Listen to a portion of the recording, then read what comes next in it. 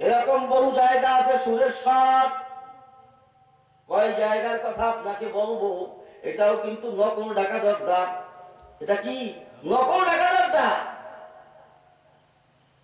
এই নকল গুলো বাজারে আসার কারণে আসল জিনিসটা একদম নষ্ট হয়ে গেছে। দেখবেন আপনি যদি বাজারে যান হাকিমপুরি পাবেন না। এরকম বহু ঘটনা আছে, বহু উদাহরণ আপনার কাছে আছে। এজন্য আপনি আমি যখন বাজারে যাব যাচাই বাছাই করব। সামান্য বাজার করতে যায় একটা লাউ তরকারি, কি তরকারি জোরে বলেন না, লাউ তরকারি। লাউ তরকারি সামান্য একটা তরকারি, যেটা 50 টাকা বা 100 টাকা বা 150 টাকা একটা মূল্য, সেইটাই 150 টাকার মহাব্বতে আপনি আমি লাউ তরকারিটা বারবার যাচাই করি। কি করি না জোরে বলেন। এমনকি লাউ তরকারিটা চিনতেইতে লাউ তরকারির দশা খারাপ বলে কি হয় না জোরে বলেন।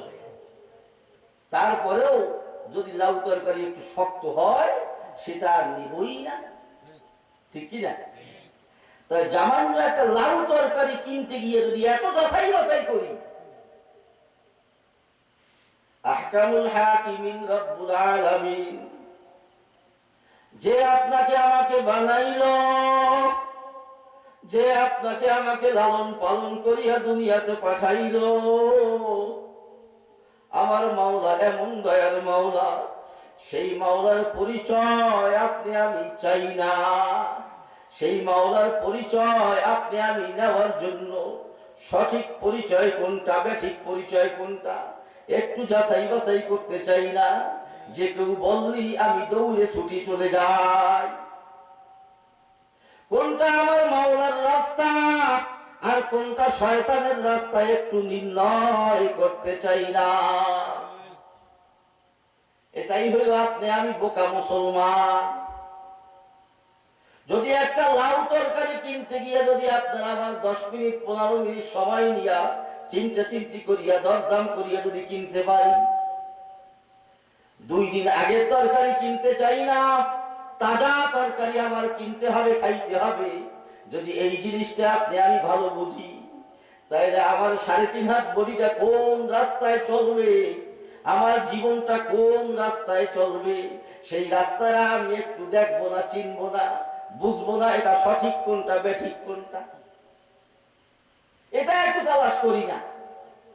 ফেসবুক দেখলাম, ইউটিউব চালাইলাম, বক্তা কত সুন্দর কাংশু, বয়ান কত চমৎকার, শুনলে একদম কলিজা ঠান্ডা হইয়া যায়। কিন্তু ওই কে আলেম বয়ান করতেছে, সেই আলেমের পরিচয় জানতে হবে। সকল আলেমের বয়ান শুনে আমল করা যাবে না।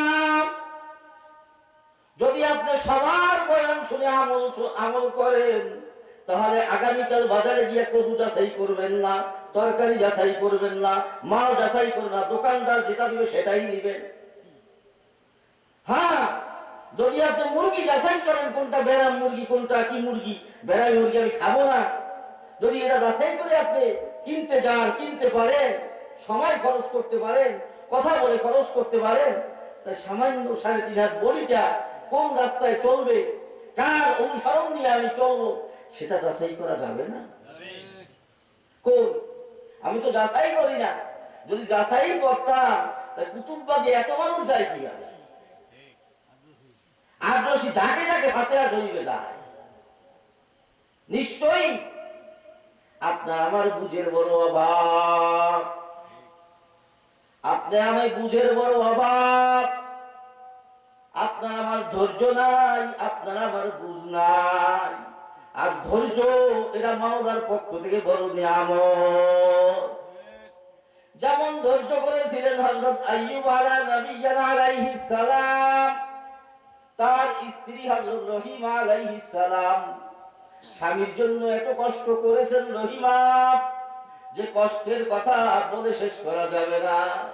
এমনকি হযরত আইয়ুব আলাইহিস সালাম সমস্ত শরীরে পোকা জর্জরিত হয়ে গেছে, আল্লাহর শুকরিয়া আদায় করতে 1 সেকেন্ড ভুল করে না। সর্বশেষ যখন জিহ্বায় পোকা এসে গেছে, তখন আল্লাহর কাছে বলে, হে দয়ার মাওলা, ও গো দয়ার মাওলা, জিকির করব, এই জিকিরটা করার জন্য আমাকে একটু অনুমতি দাও। তুমি আমার জিহ্বা থেকে মুখটা সরাইয়া দাও। দেখছেন নি হযরত আদম আলাইহিস সালামকে যখন আল্লাহ রাব্বুল আলামিন জান্নাত থেকে বের করে দুনিয়ায় পাঠাইলেন, হযরত আদম আলাইহিস সালাম আর মাথা জাগাইলেন না লজ্জায় শরমে। লজ্জায় শরমে আর মাথা জাগায় নাই। আল্লাহ নিষেধ করছে গন্ধম খাইতে, গন্ধম খাইলাম শয়তানের প্ররোচনায়, কেমনে মুখ দেখাবো আল্লাহ, আর মাথা জাগাইতে পারে। হঠাৎ কিছুদিন যাওয়ার পরে হযরত আদম আলাইহিস সালামের অন্তরে এলকা হয়েছে বা ওহী আসছে, যে কোনো একটা। হযরত আদম আলাইহিস সালাম এই দোয়া করে আল্লাহর কাছে দোয়া করলেন, রব্বানা যালামনা আনফুসানা ওয়া ইল্লাম তাগফির লানা ওয়া তারহামনা লানাকুনান্না মিনাল খাসিরিন।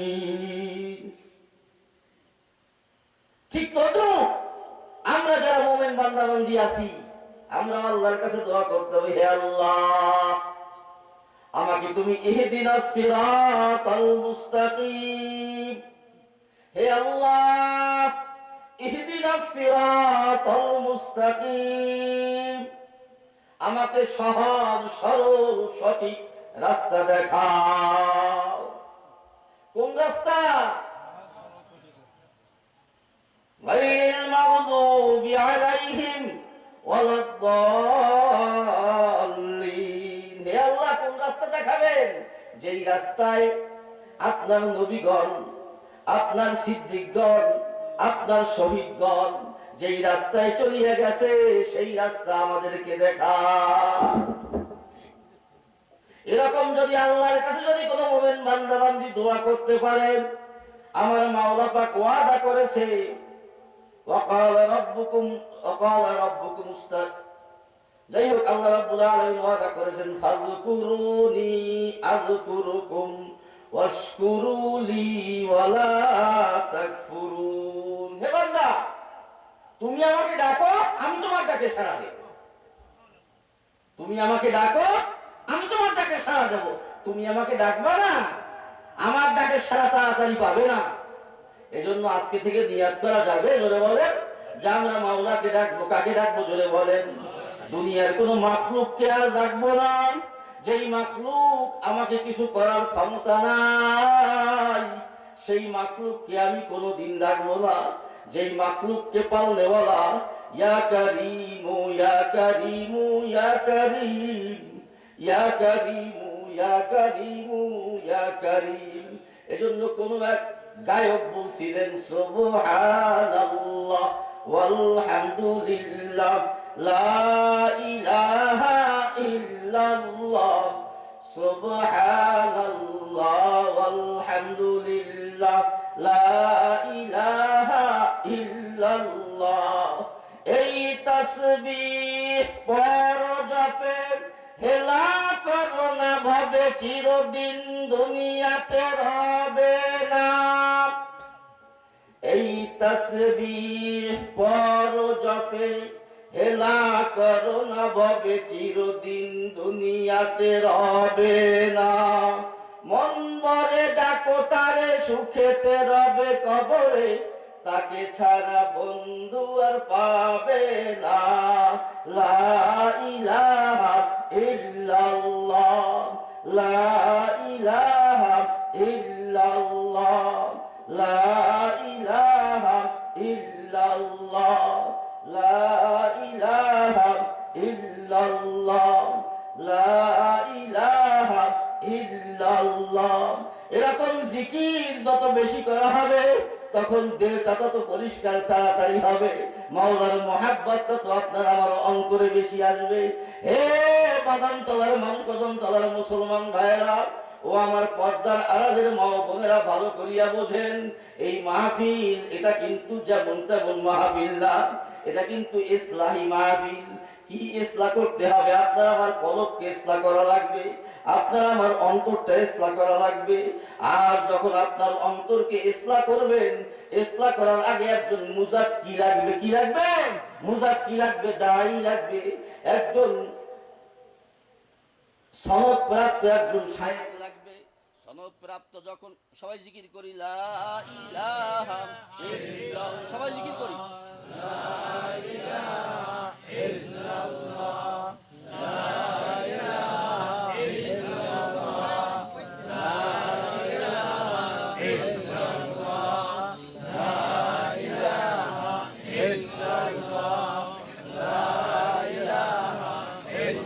ইল্লাল্লাহ, লা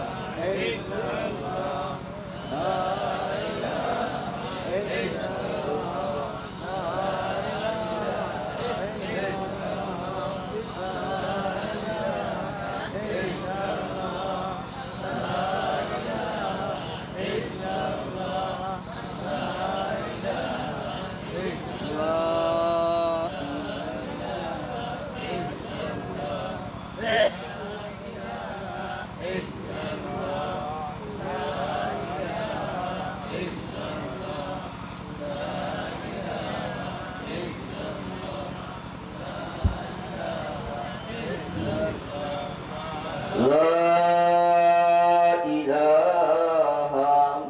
ইল্লাল্লাহ, মুহাম্মাদুর রাসূলুল্লাহ সাল্লাল্লাহু আলাইহি ওয়াসাল্লাম।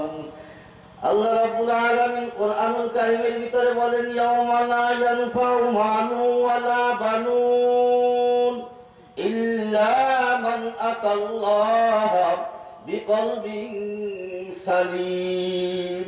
সবাই বলি সুবহানাল্লাহ। কিয়ামতের ময়দান মুসিবতের দিন, যেই মুসিবতের দিনে মা ছেলের পরিচয় দিবে না, ছেলে মা পরিচয় দিবে না, বাবা সন্তানের কোনো পরিচয় কিয়ামতের মাঠে দিতে চাইবে না। কেন? যে কিয়ামতের ময়দান তো কিয়ামত, যার যার ইয়ানফসি সে করবে, যার যার ইয়ানফসি সে করবে। কিন্তু ওই কিয়ামতের ময়দানে আপনার আমার কি অবস্থা হবে? আল্লাহ রাব্বুল আলামিন কুরআনুল কারীমের ভিতরে বলেন, হে বান্দা, হে বান্দি, দুনিয়ায় বসে বড়াই করো। কি বড়াই? যে আমার 7 জন ছেলে, অনেক বড় শক্তি, 7 জন ছেলে যদি আমার জন্য দোয়া করে, হ্যাঁ এটা সম্ভব। কিন্তু 7 জন ছেলে নিয়ে শক্তি দেখাও, বড়াই দেখাও, কিয়ামতের ময়দানে তোমার ছেলে কিন্তু কোনো কাজে আসবে না। ইল্লা মান আতাল্লাহ বিকলবিন সালিম।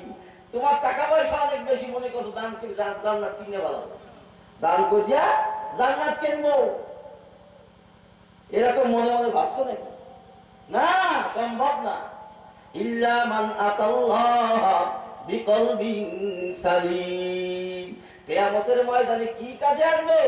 ইল্লা মান আতাল্লাহ বিকলবিন সালিম, পরিষ্কার পরিশুদ্ধ আত্মা কিয়ামতের ময়দানে লাগিবে।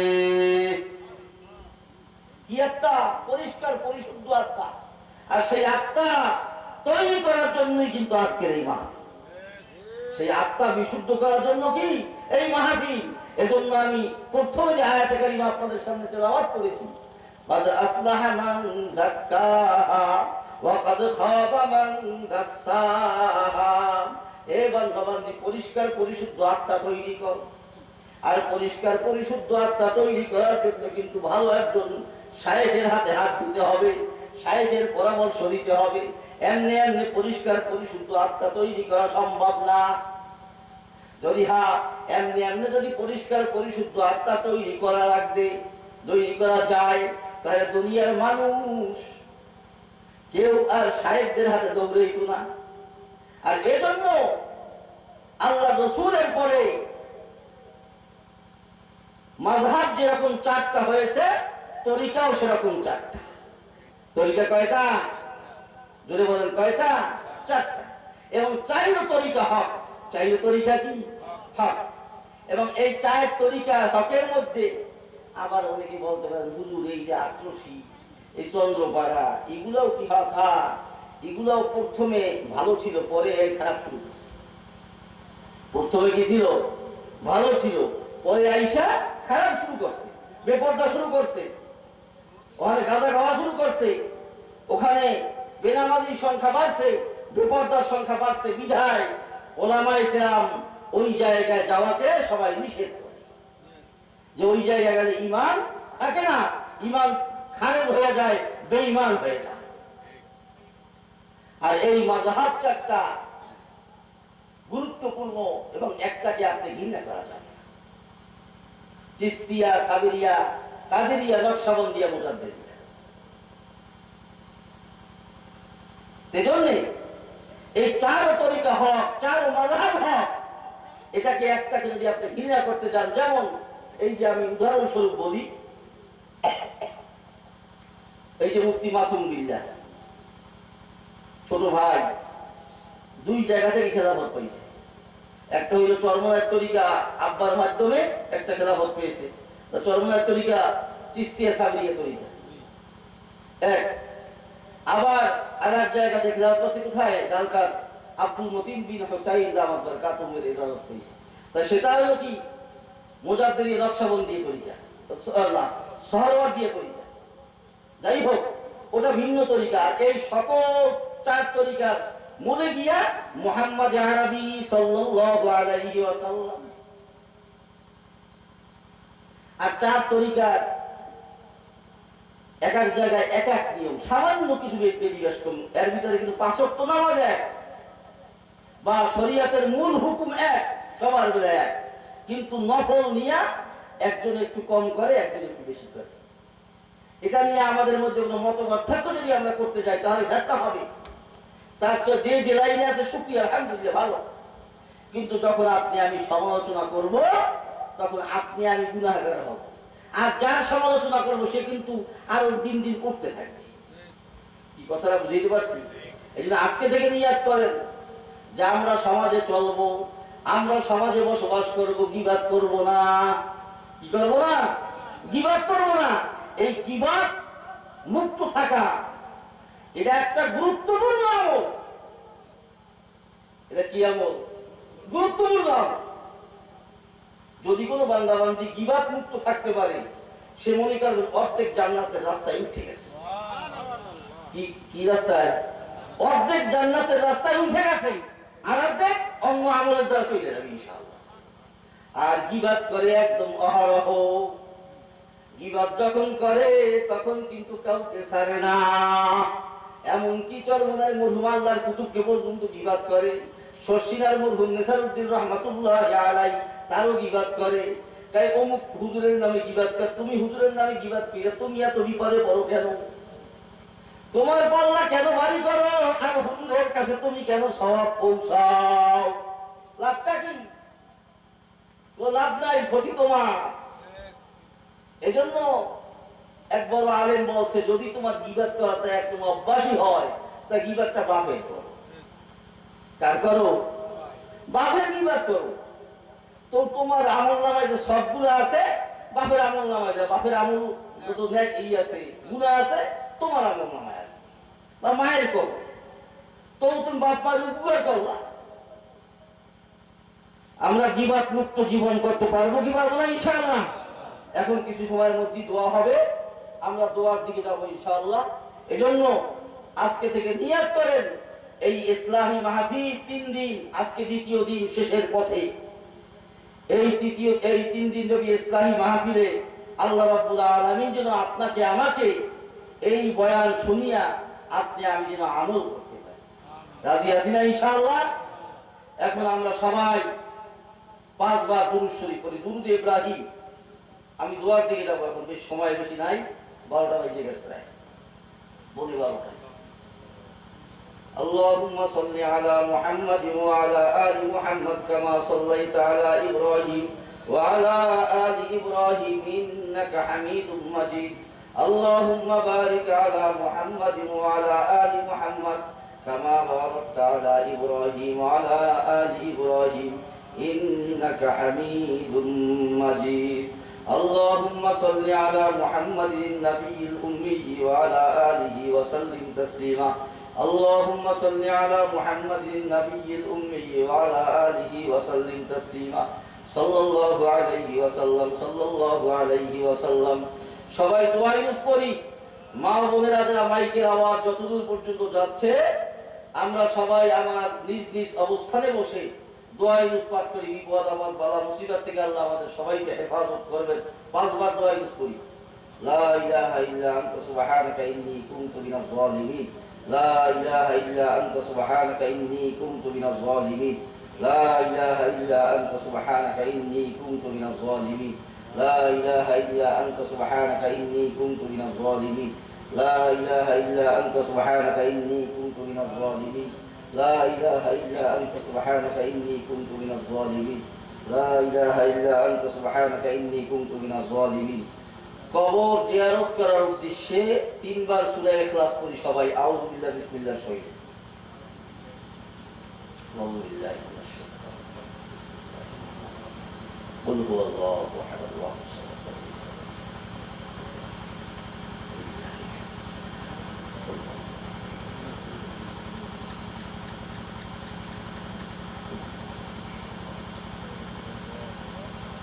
بسم الله الرحمن الرحيم لم يلد ولم يولد ولم يكن له كفوا সবাই পড়েন সবাই পড়েন তিনবার সূরা ইখলাস পাঠ করলে এক খতম কোরআনুল কারীম তেলাওয়াত করার সওয়াব আপনার আমার আমলনামায় চলে যাবে আর এই সওয়াবগুলো আমার বাবা মা আত্মীয় স্বজন যারা কবরবাসী শুয়ে রয়েছে তারা আমাদের দিকে তাকায় রয়েছে তাদের কবরে এই সওয়াবগুলো আমরা বকশিশ করব ইনশাআল্লাহ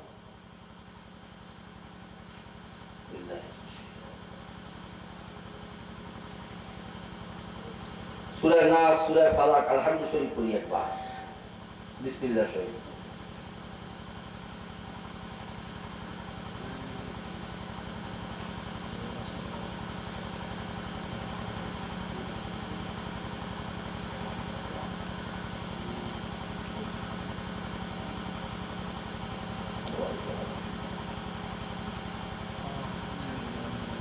হ্যাঁ সবাই পড়ি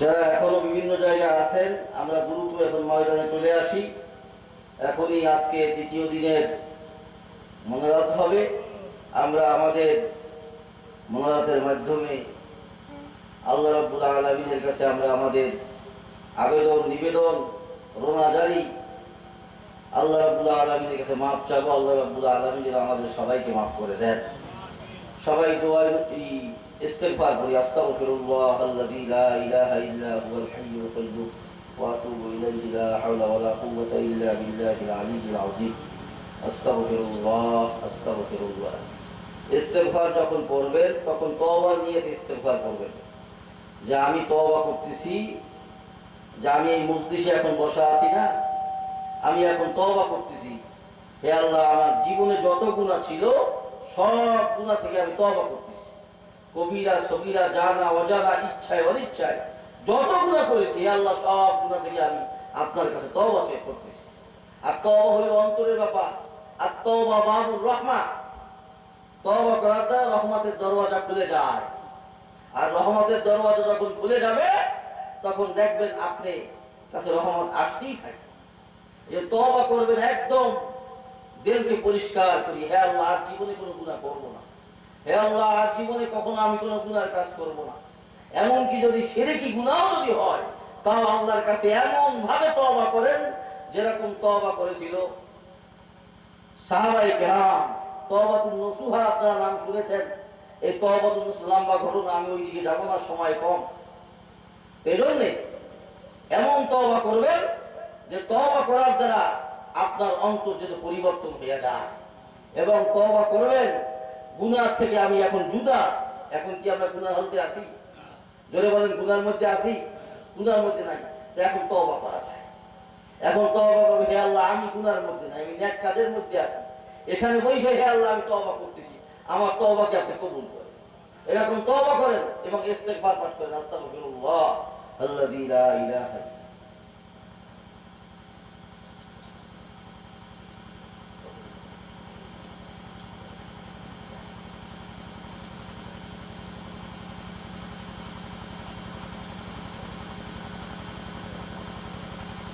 সবাই দুরূদ শরীফ পড়ি। আল্লাহুম্মা সাল্লি আলা মুহাম্মাদ ওয়া আলা আলি মুহাম্মাদ কামা সাল্লাইতা আলা ইব্রাহিম। সাথে সাথে একটা বিষয় হলো যে আমাদের অনেকেই ইন্তেকাল করেছেন, বিশেষ করে আমার এখন এই মুহূর্তে তাৎক্ষণিক হয়তো বেরিয়ে আসবে না, লিখিত আকারে সহজ হবে, যেমন ডাক্তার মাহবুবুর রহমান, এরপর আরো অনেকেই ইন্তেকাল করেছেন, তাদের জন্য দোয়া হবে ইনশাআল্লাহ। আগামীকালকেও হবে, আজকেও ইনশাআল্লাহ তাদের জন্য দোয়া হবে।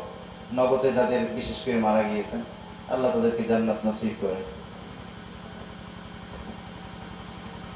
আস্তাগফিরুল্লাহ আল্লাযী লা ইলাহা ইল্লা হুয়াল হাইয়ুল কাইয়্যুম ওয়া আতুবু ইলাইহি লা হাওলা ওয়া লা কুওয়াতা ইল্লা বিল্লাহিল আলিয়্যিল আযীম।